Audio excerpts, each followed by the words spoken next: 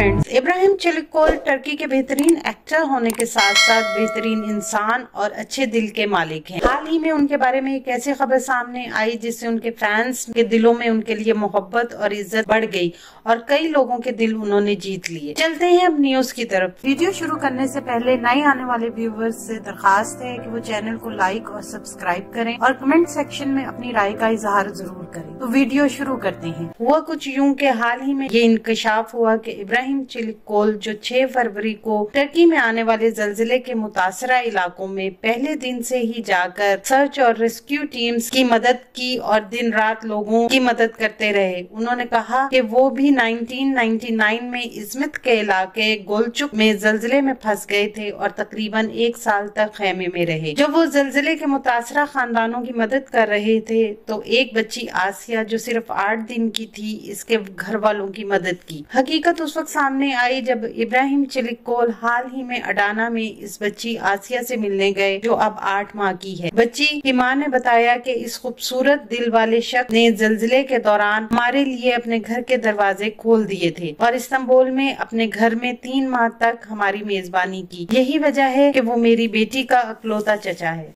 आने वाले दिनों में अपने पसंदीदा ड्रामों की मजीद मालूमात के लिए हमारे चैनल को लाइक करें, शेयर करें और सब्सक्राइब करना ना भूलें। शुक्रिया।